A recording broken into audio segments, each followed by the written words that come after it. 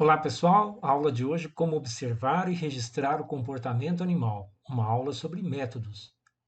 E já nessa aula sobre métodos, a gente coloca bem no primeiro slide a capinha do livro aqui, ó, The Expression of the Emotions in Men and Animals, de Charles Darwin.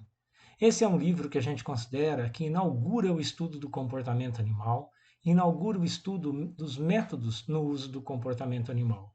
Muito bacana isso. Mas vamos lá, porque vocês estão interessados em saber como observar e como registrar o comportamento animal. Então, o que nós observamos no estudo do comportamento animal é que a primeira coisa que nós precisamos realmente ter em mente é que virão perguntas quando você quer fazer um estudo desta natureza. A primeira pergunta que nós temos que responder é como e quem. Quem você quer estudar? Você quer estudar um animal de pequeno porte? Você quer estudar um animal de grande porte? Você tem que saber exatamente que tipo de animal você quer estudar e o que você quer estudar desse animal. Se você quer estudar comportamento reprodutivo, se você quer estudar toda a história natural desse animal, se você quer estudar o comportamento de predação desse animal, o quem e o que você quer estudar é muito importante você ter em mente. Porque se você não conhece exatamente, muito bem o animal que você vai estudar, você terá muitas dificuldades para realizar esse estudo. Você precisa saber, por exemplo, quais os horários do dia que esse animal prefere, os ambientes que ele prefere, ou seja, nós precisamos entender o que é esse animal. E para a gente poder começar todo e qualquer estudo sobre comportamento animal, nós temos que entender que um animal é um organismo. Este organismo, este indivíduo sobre o qual age a seleção natural, ele tem peculiaridades que nós precisamos entender. O organismo, ele é de fato um pacote de genes, um genótipo. Esses genes vão dizer as características morfológicas de que cor será a asa dessa borboleta, de que tamanho será a asa dessa borboleta, se essa borboleta terá pernas maiores, pernas menores, como será essa borboleta. Como que os sistemas internos dessa borboleta estão integrados com as suas características morfológicas, ou seja, como funciona o sistema endócrino, fisiológico dessa borboletinha. Isso tudo tem uma codificação genética, morfologia e fisiologia, e vai direcionar o modo como esse animal vai reagir no ambiente. Porque esse animal, através da sua genética, com a sua morfologia, sua fisiologia, isso vai interagir com o meio no qual ele vive, produzindo um fenótipo, as alterações ambientais que interferem no desenvolvimento desse animal. Se ele teve mais comida, se ele teve menos comida, se ele foi mais perseguido por predadores ou menos perseguido por predadores. Isso também interferirá no modo como esse animal vai se expressar no meio, as suas características psicológicas, as suas características cognitivas também têm um pacote genético com grande interferência ambiental. Todo esse conjunto, que representa um organismo, este fenótipo que a gente observa com base no genótipo que interagiu com o meio, ele será selecionado pelas forças da seleção natural, ou pelas forças do ambiente que dizem se ele está mais apto ou menos apto nesse momento da vida dele a deixar mais descendentes a sobreviver. Como ele vai contribuir com as populações futuras, como as forças do ambiente, a mutação vão interferir na sua transmissão genética e como esse animal seguirá daqui para frente. Então, gente, quando nós tentamos e queremos trabalhar com o comportamento animal, nós temos que ter muito em mente o que é um organismo e entender o significado biológico deste organismo. A partir daí, você já pode escolher o animal que você quer trabalhar e saber aonde você quer trabalhar com ele. A gente tem que conhecer bastante da história natural dos animais e das plantas com as quais a gente quer trabalhar. Por exemplo, este animalzinho que vocês estão vendo aí, um Brachycephalus ephippium, um sapinho botão de ouro, do tamanho da minha unha. Aonde que eu vou encontrar esse animal se eu quiser trabalhar com ele? Eu posso pegar esse animal? Eu não posso? Esse animal é tóxico, é venenoso? O que que esse animal faz? Aonde ele vive?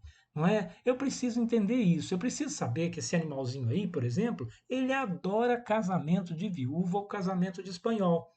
Né? Sol e chuva, casamento de espanhol. Chuva e sol, casamento de viúva. Né? Então, o que, que acontece?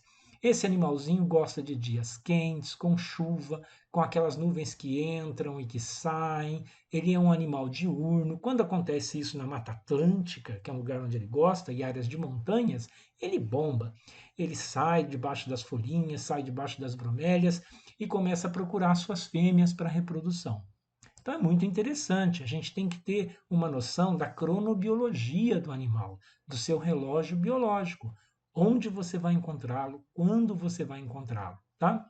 E uma outra coisa muito importante é que você tem que conhecer bem o animalzinho, as partes do corpo desse animal para você poder descrever comportamento.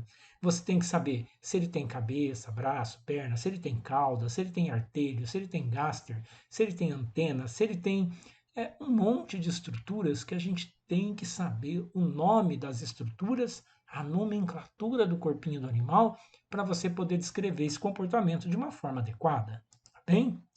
Então, por exemplo, nós fazemos muitos estudos sobre história natural e acreditem vocês, nós ainda temos muitos locais para publicar bons estudos de história natural. Olha, este aqui a gente, por exemplo, tem um trabalho no qual a gente publicou na Bioscience Journal, onde a gente explica a importância dos estudos de história natural para a gente entender aquelas redes complexas de interações na natureza, de interações ecológicas entre animais e plantas. Bom, se eu não sei o que o animal faz com um determinado tipo de planta, como a planta interfere nesse tipo de vida desse animal, eu não entendo a rede ecológica de interações, eu não consigo entender como ela está intrincada, como ela está misturada, tá? Eu apenas sei que eu tenho uma tabela na minha mão, uma tabela de que um animal estava numa planta, mas o que ele estava fazendo lá? Ele estava de passagem, ele parou para fazer um cocôzinho e ir embora, ele parou ali porque ele precisava tomar um ar, ou ele realmente interage com aquela planta? Ele é uma borboleta que estava passando a sua probóscide naquela planta, sentindo toda a química daquela planta para saber se é a planta onde ela tem que ouvir pôr ou não, não é? Então, olha aqui um outro exemplo que a gente publicou esse ano que passou agora, né? Um estudo de história natural de uma das formigas mais comuns do cerrado, o Camponotus crassus.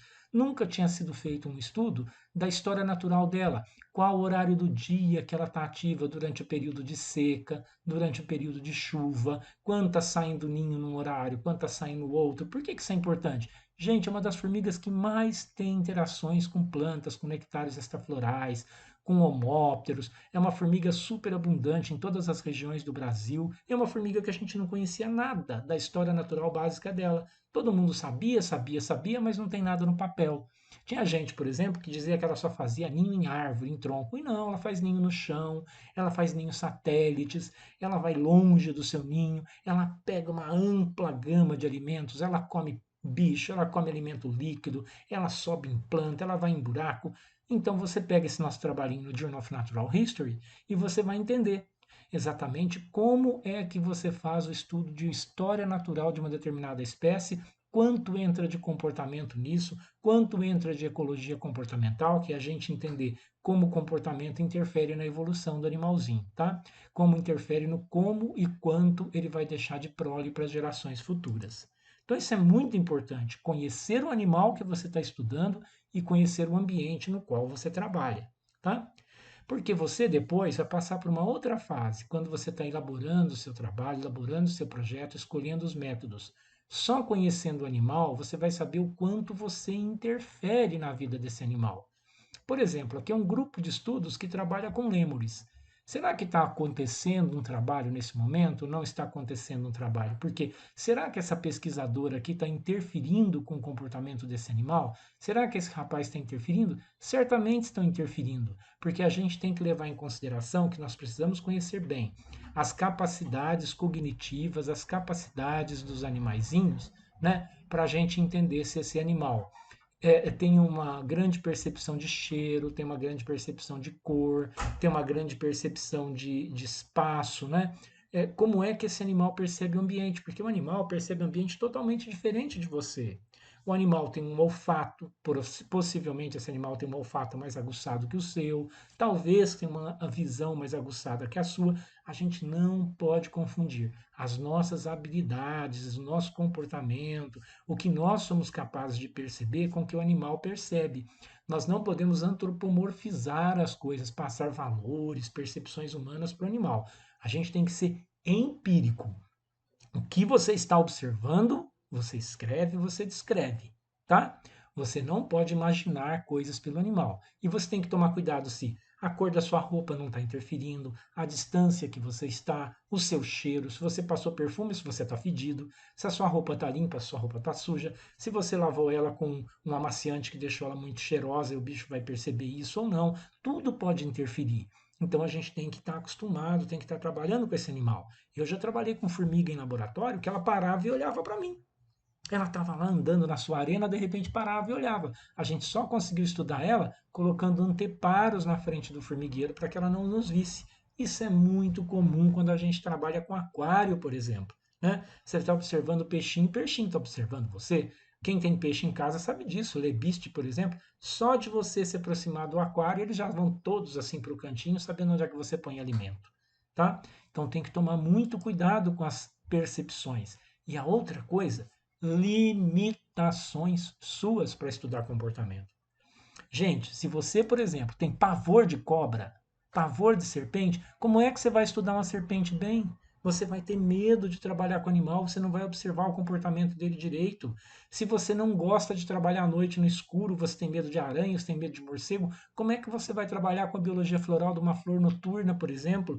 Como é que você vai estudar esperanças, que são aqueles gafanhotos que têm um grande comportamento noturno? Como é que você vai estudar sapinho à noite num lago se você tem medo de serpente? Então, você tem que estar preparado para isso. Ou vence as suas limitações, o que é muito difícil, ou você se adapta e vai estudar uma outra coisa, vai estudar um outro animal. Não, eu recomendo não lutar muito contra a aversão, contra a fobia, porque você só pode agravar o problema e não fazer um trabalho direito. E lembre-se de uma coisa: na nossa carreira, você tem uma coisa muito importante que é o seu nome. Zele pelo seu nome, zele pelo seu nome científico. Enquanto você não fizer besteira nenhuma, ele é um nome preservado, ele é um nome zelado. Todo mundo vai respeitar você em ciência. Se você tiver muita pressa de publicar, não fizer as coisas direito, acabar pondo a carroça na frente dos bois, sabe? Uma coisa que não dá certo, você queima seu nome em ciência e não consegue ir para frente, tá bem? Então vamos entrar nos métodos de estudo de comportamento, né? Que vocês já estão ansiosos por chegar nessa parte. Vocês estão vendo aqui um animal que a gente estudou durante muitos anos. Nós estamos estudando esse animalzinho aí há mais de 15 anos. Eu, um colega meu chamado Everton Tiso Pedroso. Temos também o Renan Moura trabalhando bastante com a gente. O Renan Filgueira já trabalhou também com a gente nesse animalzinho. O que, que a gente faz com ele? Nós trabalhamos com pseudoescorpiões.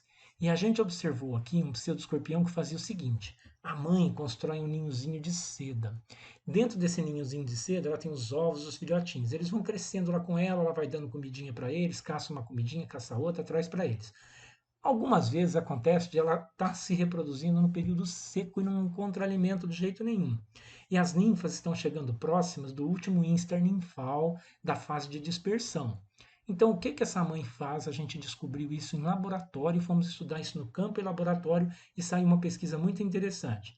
A mãe sai fora do ninho quando falta comida por uns 7 dias, bate as quelinhas assim, levanta as quelas e os filhotes todos rodeiam a mãe e comem ela, fazem matrifagia. Então, quando a gente observou isso, a gente passou a estudar a matrifagia, o comportamento social do bicho, e depois de 14 anos publicando um monte de trabalhos, a gente fez um que virou capa, ó, da Behavior Ecology and Sociobiology.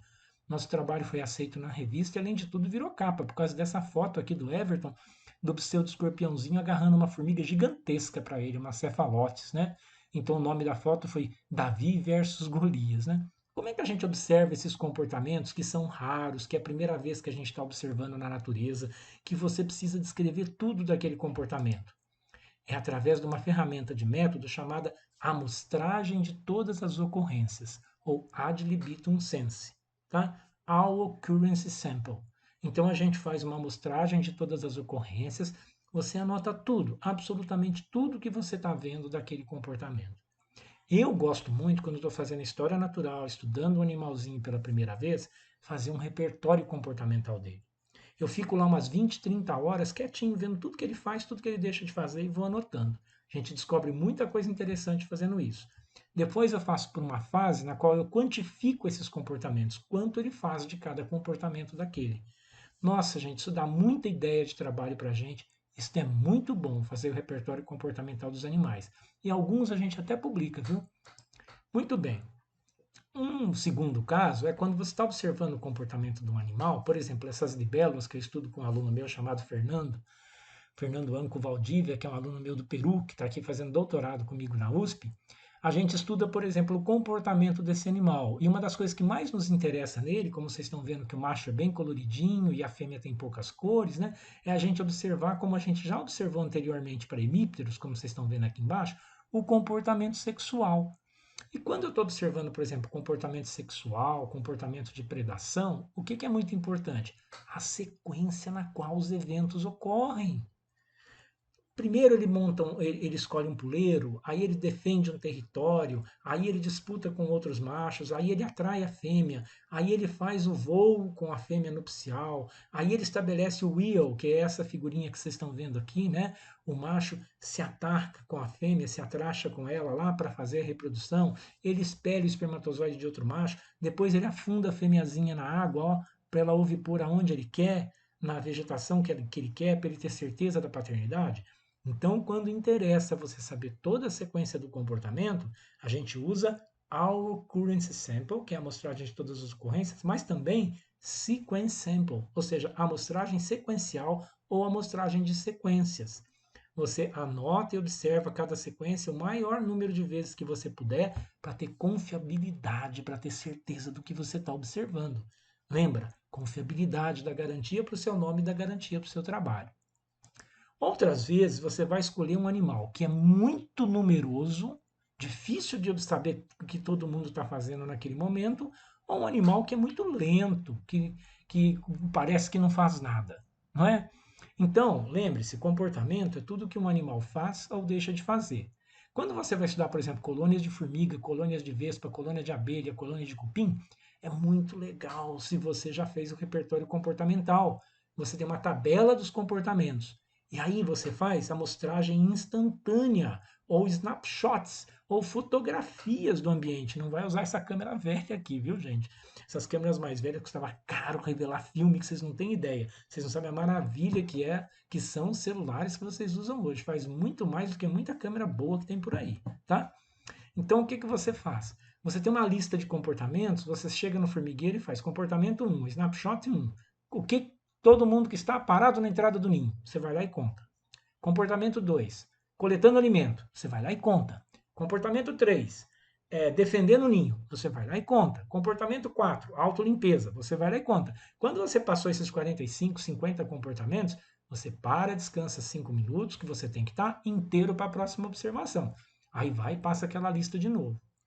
Já quando você está observando, por exemplo, uma anêmona no fundo do mar, não há tubo de oxigênio que resista você estar lá embaixo para ver ela andar 1 centímetro. Porque isso pode levar horas, dias, tá? Então o que você faz? Você vai, faz um retrato do ambiente, vê o que você conseguiu observar em 20 minutos, que é o seu tempo de mergulho, que você está ali, descreve tudo direitinho, faz marcações na rocha onde os bichinhos estão, tudo, pode até fazer fotos do ambiente mesmo e volta de tempos em tempos para entender o que está acontecendo. Isso são amostragens instantâneas, fotografias do ambiente ou snapshots, tá? Um outro método comum que a gente usa é um método para a gente observar principalmente animais sociais e animais que estão em, desculpa, grupos. Em grupos, por exemplo, estou estudando um golfinho, como essa foto aqui que o Zé Martins da Silva Júnior me mandou dos golfinhos de Fernando Noronha, os golfinhos rotadores. Se você está muito acostumado com grupo de golfinho, de macaco, de passarinho, você sabe quem é quem no grupo, você pode anotar o comportamento passando de um animal para outro. Eu observo um animal durante 5 minutos, aí eu passo para o outro durante mais 5 minutos, aí eu passo para o outro durante mais 5 minutos, e vou fazendo a amostragem de todas as ocorrências de animal por animal. Quando eu estou passando de um por um até chegar no último, e depois eu vou voltar para o primeiro de novo, fazendo um intervalo de descanso, isso se chama amostragem do animal focal, tá? Focal Animal Sample, tá bom? Você faz uma amostragem do animal focal, é isso, nada mais do que isso, essa amostragem que muita gente usa, tá certo? Essas coisas todas estão no trabalho dessa professora aqui, ó, Jane Altman, que eu encontrei numa conferência no Congresso do Animal Behavior Society de 2014, tá? Que foi em Princeton. É uma pessoa super gentil e esse trabalho dela está disponível desde 1974, gente, descrevendo todas essas técnicas de comportamento. Foi essa senhorinha aqui, quando era uma mocinha, que fez esse estudo na Behavior, nos dando as diretrizes básicas para o estudo de comportamento animal. Então, todas as ocorrências, a amostragem de todas as ocorrências, muito boa no início de um estudo, na fase de familiarização com o animal, para qualificação de comportamento, para comportamento raro ou fortuito que acontece de repente, para padronização de metodologia interobservadores, quando você vai observar com mais de uma pessoa, você precisa balizar, né, que todos estejam observando a mesma coisa, todas as ocorrências. A amostragem de sequência, quando interessa a sequência do comportamento, quando ele é dividido por fases. Amostragem instantânea para animais muito lentos ou para estudos em animais com populações muito grandes, para etograma de insetos sociais em laboratório, a amostragem instantânea é muito boa. Animal focal, para grupos, quando pode identificar cada um dos membros do grupo, então os animais podem ser observados em laboratório ou campo com uma relativa facilidade, você usa isso. Muitas vezes a gente integra essas metodologias. A gente usa uma com outra, a gente faz sobreposição de metodologia, depende da sua pergunta, depende do que você está respondendo, depende do que você está trabalhando, tá bem?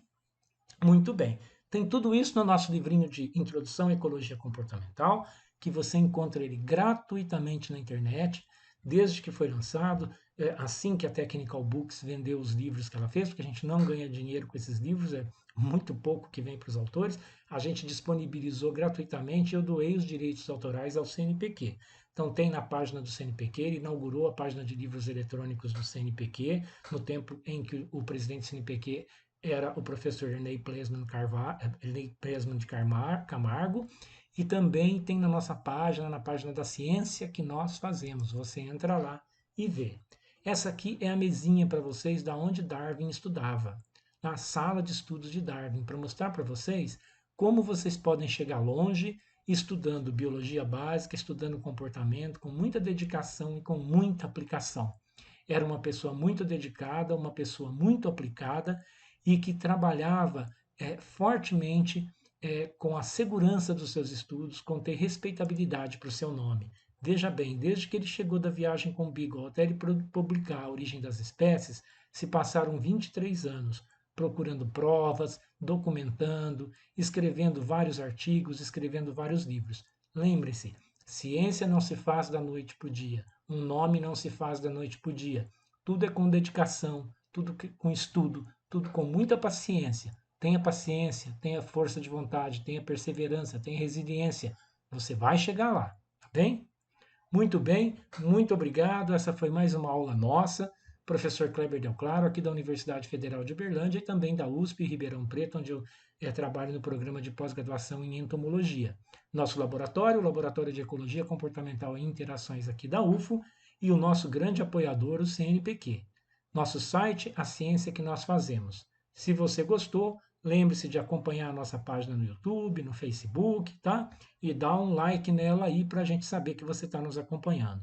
Muito obrigado e até a próxima aula.